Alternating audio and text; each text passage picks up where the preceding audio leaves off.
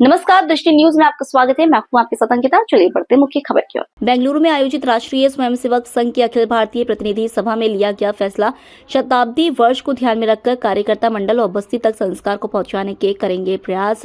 सभी मंडलों और बस्तियों में हिंदू सम्मेलन आयोजित किए जाएंगे, जिसमें बिना किसी भेदभाव के प्रत्येक जीवन में एकता, सद्भाव, राष्ट्र के विकास में सभी का योगदान, पंच परिवर्तन में प्रति व्यक्ति की भागीदारी का संदेश इन कार्यशाला में दिया जाएगा। बांग्लादेश में हिंदुओं के विरुद्ध हिंसा पर प्रस्ताव।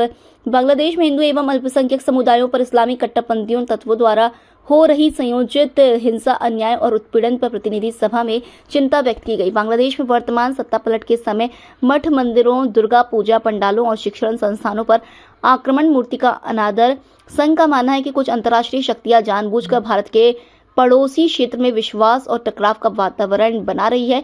भारत विरोधी वातावरण, पाकिस्तान और डीप स्टेट की सक्रियता पर दृष्टि रखने का उजागर करने का प्रस्ताव। संघ का भारत सरकार से अनुरोध, वह बांग्लादेश के हिंदू समाज की सुरक्षा, गरिमा और सहज स्थिति पक्की करने के लिए वहां की सरकार से निरंतर संवाद बनाए रखें। संघ के शताब्दी के उपलक्ष्य में लिया गया प्रतिनिधि सभा में संकल्प। हेलमेट लगाएं और हम ट्रैफिक का सिपाही देख कर लगाएं, ये नागरिक कर्तव्य का पालन नहीं है। उसमें हमारी सुरक्षा है, कानून का पालन है, इसलिए लगाना ही चाहिए, चाहे सिपाही हो या नहीं हो। लाल बत्ती जल रही है, सड़क खाली पड़ी है, तब भी हमको लाल बत्ती क्रॉस नहीं करना, ये हमारे स्वभाव में आना चाहिए।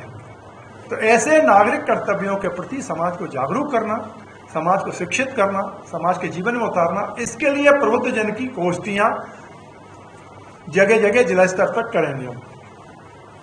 युवाओं से संवाद, युवाओं शक्ति का उपयोग समाज सेवा में, राष्ट्र के निर्माण में लगे। केवल कैरियर नहीं, कैरेक्टर भी, केवल खुद नहीं, परिवार भी, समाज भी, राष्ट्र भी, इसकी चिंता करने का भाव उनके मन में आया। ये शताब्दी वर्ष में किए जाने वाले कार्यक्रमों की योजना बनाई गई है। जगह जगह उसके लिए कार्यकर्ता बैठेंगे, प्रशिक्षण होंगे, फिर लोग कार्यकर्ता इस क्षेत्र में काम करना शुरू करेंगे।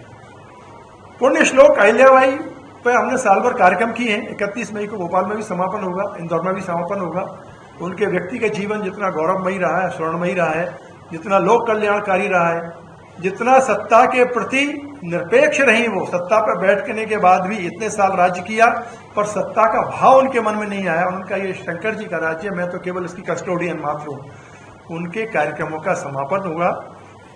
तो इतने हमने कार्यक्रम किए हैं। प्रांत के केवल शासकीय जिलों पर करने थे। प्रांत के शासकीय 16 जिलों में 273 व्याख्यान हुए, 32,404 लोग उपस्थित हुए, जिसमें मातृशक्ति 14,487 थी, 17,917 बंधु उपस्थित थे। महाविद्यालयों, विद्यालयों में 496 स्थानों पर व्याख्यान हुए। मुरैना में मंदिरों की स्वच्छता का अभियान लिया गया। गुना में देवी अहिल्याबाई होलकर के जीवन चरित्र पर आधारित नाटक का मंचन हुआ। अशोकनगर, राजगढ़, सीहोर में शोभा यात्राएं निकाली गई। नर्मदापुर में शिल्पकारों द्वारा नृत्य उत्पाद की प्रदर्शनी की गई। बैतूल में गौ उत्पादों के निर्माणों का प्रशिक्षण और विक्रय की व्यवस्था की गई। ये सारे देवी अहिल्याबाई की स्मृति में इस साल कार्यक्रम हुए। ऐसे कार्यक्रम पूरे देश में हुए हैं और संघ ने किए। संघ से प्रेरणा प्राप्त करके बाकी सारे संगठनों भी क्या है, उनका व्रत अलग अलग उनके पास है। फिर एक प्रस्ताव आया, बांग्लादेश में जो कुछ हुआ है,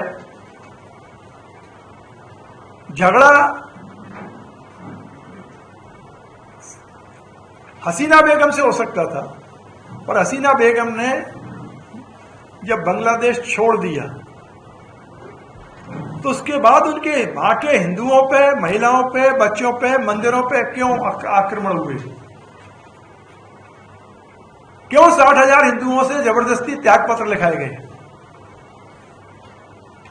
इस विषय पर सारे समाज को जागृत करने के लिए एक प्रस्ताव पारित हुआ।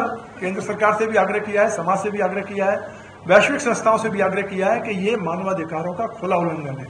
वो बांग्लादेशी हिंदू भारत के नागरिक नहीं है, वहां के विधिवत नागरिक हैं, वहां के संविधान के प्रति आस्था रखते हैं, तो फिर उनके साथ ऐसा व्यवहार क्यों?